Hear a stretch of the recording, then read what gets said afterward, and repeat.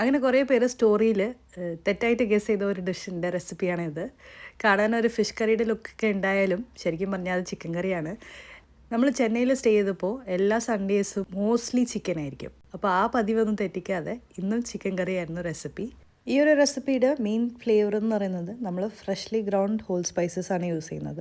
ഈ ഒരു കറിയുടെ എരിവ് എന്ന് പറയുന്നത് പെപ്പറിൽ നിന്ന് വരുന്നതാണ്. അപ്പോൾ കൂടുതൽ പെപ്പർകോൺസ് വേണം യൂസ് ചെയ്യാൻ. അതിനുശേഷം പൊടികളായിട്ട് മഞ്ഞൾപ്പൊടി, മുളക് പൊടിയും മല്ലിപ്പൊടിയും വേണം റോസ്റ്റ് ചെയ്തെടുക്കാൻ. ഈ റോസ്റ്റ് ചെയ്ത സാധനങ്ങളൊക്കെ കുറച്ച് വെള്ളം ഒഴിച്ചിട്ട് നല്ല ഫൈൻ പേസ്റ്റായിട്ട് അരച്ചെടുക്കാം. അതിനുശേഷം വെളിച്ചെണ്ണ ഒഴിക്കുക. ഇഞ്ചി, വെളുത്തുള്ളി, സവോള, വേപ്പില, പച്ചമുളക് ഇതൊക്കെ ഇട്ടിട്ട് ഒന്ന് സോഫ്റ്റ് ആക്കുക. നമ്മൾ മസാല മിക്സ് ഒന്ന് ആഡ് ചെയ്ത് കൊടുക്കാം. എണ്ണ തെളിയുന്ന വരയ്ക്കും വേണം ഇത് കുക്ക് ചെയ്തെടുക്കാൻ ലോ ഫ്ലെയിമിൽ.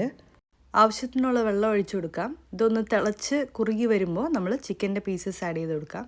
അതിനുശേഷം ആവശ്യമുള്ള ഉപ്പും വേപ്പിലയും കൂടി ഇട്ടിട്ട് അടച്ച് വെച്ചിട്ട് നമുക്കൊന്ന് വേവിച്ചെടുക്കാം. ഇതൊന്ന് കാച്ചി ഒഴിക്കാൻ വേണ്ടിയിട്ട് വെളിച്ചെണ്ണയിൽ വേപ്പിലയും കുഞ്ഞുള്ളിയും പച്ചമുളകും കൂടി ഇട്ടിട്ട് ഒന്ന് സോട്ട് ചെയ്യാം. കറി ഒന്ന് റെഡി ആയതിനു ശേഷം നമുക്ക് തേങ്ങാപ്പാൽ ഒഴിച്ചെടുക്കാം. ഞാനിപ്പോൾ പൗഡറാണ് യൂസ് ചെയ്തേക്കുന്നത്. തേങ്ങാപ്പാൽ ഒഴിച്ചതിന് ശേഷം സ്റ്റവ് ഓഫ് ചെയ്യുക. നമ്മൾ കാച്ചി വെച്ചേക്കുന്ന ഐറ്റംസ് ആഡ് ചെയ്ത് കൊടുക്കാം. ഈ ഒരു കറി എന്ന് പറയുന്നത് ഒരു 3 to 4 hours റെസ്റ്റ് ചെയ്യാൻ വെക്കണം. അതിന് ശേഷം വേണം ഇത് സെർവ് ചെയ്യാൻ. അപ്പോഴാണ് ആ കറി ഒന്ന് കുറുകി കിട്ടുള്ളൂ.